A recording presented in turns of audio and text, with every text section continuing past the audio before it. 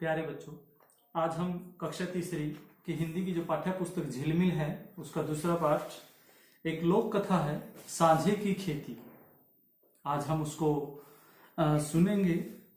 उसमें वो कहते कि एक चिड़िया और एक कोए के माध्यम से वो किस प्रकार आलसी व्यक्तियों का और जो परिश्रम करते हैं उनका इसके अंदर भेद किया गया है। ये हरियाणवी लोक कथा है। तो प्यारे बच्चों, इसको हम शुरू करते हैं। सांझे की खेती। सांझे मतलब दो व्यक्ति जब इकट्ठे होकर कोई काम करते हैं तो खेती करना। एक चिड़िया थी, मेहनती और भोली भाली। उसने इधर उधर से तिनके इकट्ठे करके पेड़ पर अपना घोंसला बनाया। चिड़िया ने कपड़े की कतरने, धागे, सुतलियां जमा कर घोंसले में बिछा दी। अब वह घोंसले में आराम से रात बिताती, दिन में दाना चुग्गा खाकर इधर उधर फुदकती। इस प्रकार वह सुखपूर्वक दिन बिताने लगी। अब चिड़िया थी, उसने पेड़ पर एक घोंसला बनाया था अपना, और तिनकों से, कपड़ों की कतरनों से उसने पेड़ पर घोंसला बनाया और दिन में दाना चुगती और रात को आराम करती थी और इस प्रकार सुखपूर्वक रह रही थी। एक दिन एक कौआ उसी पेड़ पर आ बैठा। वह बहुत चालाक था। उसने देखा कि चिड़िया बहुत ही भोली भाली है, क्यों ना उससे दोस्ती कर ली जाए। वह प्रतिदिन शाम के समय पेड़ पर आकर बैठ जाता और धीरे धीरे उन दोनों में मित्रता हो गई, दोस्ती हो गई। अब कौवा भी वहां बैठने लगा उसी पेड़ पर आकर, तो धीरे धीरे क्या हुआ, दोनों दोस्त बन गए। एक दिन कौवे ने चिड़िया से कहा, हम दोनों अपना पेट भरने के लिए इधर उधर भटकते रहते हैं, क्यों ना हम मिलकर खेती करें। कोई ने कहा कि जिस प्रकार हम दाना, एक एक दाने के लिए इधर उधर घूमते रहते हैं, क्यों ना हम अपनी खेती करें। चिड़िया को कोए की यह बात बहुत पसंद आई। वह खेती करने के लिए झट से तैयार हो गई। दोनों ने घूम फिरकर एक खेत चुना। दोनों ने एक जगह चुन ली। गर्मी बीत गई, बाजरे की बिजाई का मौसम आ गया। चिड़िया ने कोए से कहा, मेरे साथ चलो, हम हल चलाकर खेती करेंगे। कौवा चिड़िया की बात सुनकर बहुत खुश हुआ और आंखें मटकाते हुए बोला। अब उसकी बात से खुश हुआ कि चलो खेती करने का जो हमारा समय है वो आ गया है। तब कौवे ने कहा, तू चल, मैं आता हूं, ठंडा पानी पीता हूं, मक्खन रोटी खाता हूं, तेरे लिए भी लाता हूं।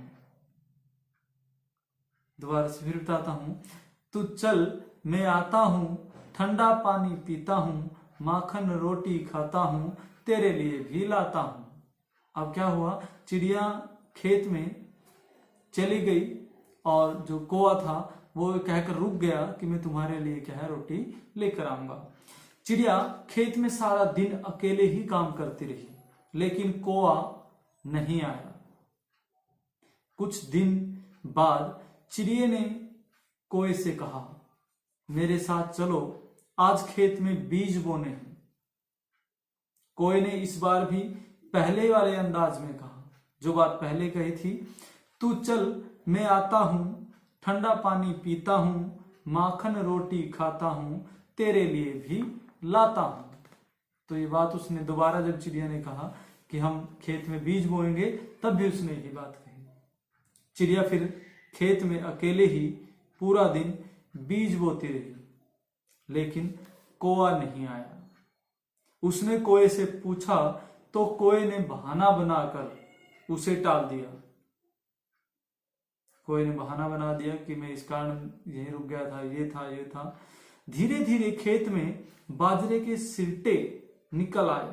बाजरे जो फलियां लगती हैं, और फसल पककर तैयार हो गई। चिड़िया ने अकेले ही लामड़ी और मढ़ाई की। लामड़ी होता है कि उसको काटना, जिस प्रकार आज गेहूं की फसल हम काट रहे हैं, और मढ़ाई होता है उसमें से बाजरे को निकालना, जिस प्रकार गेहूं की फलियों में से गेहूं को अलग किया जाता है। पहले की तरह इस बार भी कौवे ने बहाना बनाया। आलसी और कामचोर कौवे ने कुछ भी काम नहीं किया। अब दोनों ने मिलकर फसल खेती करने का फैसला किया था, पर कोई ने कुछ भी काम नहीं किया। जब बंटवारे की बात आई तब वह चिड़िया से पहले लंबे लंबे डग भरता हुआ खेत में पहुंच गया। खेत में एक तरफ बबूले का ढेर था, दूसरी तरफ बाजरे की ढेरी। बबूला वो होता है जो बाजरे निकालने के बाद जो भूसा बचता है वो बबूला होता है, और क्योंकि वो ज्यादा होता है उसका ढेर भी बड़ा होता है। कोई ने आव देखा ना ताव, झट से उड़कर बबूले के ढेर पर जा बैठा। अब बच्चों, क्योंकि जो बबूले का ढेर था वो बड़ा दिख रहा था, वह आंखें मटकाता ताली बजाता हुआ बोला, लो हो गया बंटवारा, यह ढेरी मेरी और वह तेरी। अब बाजरे की फसल देखकर चिड़िया हो गई खुश। अब क्योंकि कौवा जो था वो बबूले के ढेर पर बैठा था और चिड़िया को क्या कहा था कि ये जो बाजरा है वो कम ढेरी है, वो तुम्हारी है, और ये जो ज्यादा ऊंचा ढेर है वो मेरा है। और चिड़िया अब खुश होकर गाने लगी चींची करके, बाजरा कहे में बड़ा अलबेला, दो मुसल्ले ते लड़ू अकेला, जे मेरी नाजो खिचड़ी खाए, फूल फूल कोठी हो जाए। बाजरा कहे में बड़ा अलबेला, दो मुसलते लड़ू अकेला, जे मेरी नाजो खिचड़ी खाए, फूल फूल कोठी हो जाए। कोठी यहां मोटा होने से है कि बाजरा उसको कह रहा है कि मैं बड़ा अलबेला हूं, और दो मुसल जो बाजरे को छेद कर बाजरा निकालते हैं उसकी बात है, और अगर बाजरे की खिचड़ी खाते हैं तो फूल फूल को तुम मोटी हो जाओगी। चिड़िया मन ही मन हैरान हुई कि पता नहीं क्यों कोई ने बाजरा छोड़कर बबूले के ढेर को चुना। क्या तुम्हें पता है? क्या आप अंदाजा लगा सकते हो कि उसने बाजरे को छोड़कर भूसे का ढेर क्यों चुना होगा उस लालची कौवे ने? सोचिए। चिड़िया ले गई सारा बाजरा ढो ढो अपने घर। अब चिड़िया ने सारा बाजरा ढोकर अपने घर ले गई। सांझ हुई तो चूल्हा फूका और बनाई राबड़ी। बाजरे की एक खाद्य पदार्थ जो राजस्थान में बहुत बनाया जाता है, खिचड़ी की ही तरह। खुद भी खाई, बच्चों को खिलाई, खाते खाते गाने लगी, मीठी लागे बाजरे की राबड़ी रे, मीठी लागे बाजरे रे की राबड़ी रे, दल चक्की से हांडी पे गेरी, नीचे लगा दी लाकड़ी रे, मीठी लागे बाजरे की राबड़ी रे, रांध रूंध थाली में घाली, ऊपर आ गई पापड़ी रे, मीठी लागे बाजरे की राबड़ी रे।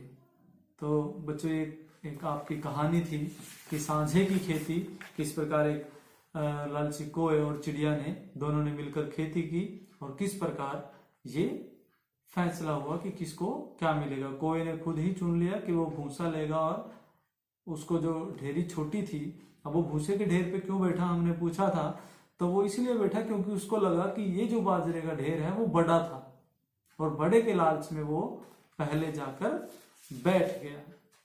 तो ये कहानी है प्यारे बच्चों, इसको एक बार सुने दोबारा से, तो इसको सभी ध्यान करें, फिर उसके बाद क्वेश्चन आंसर करेंगे। Thank you.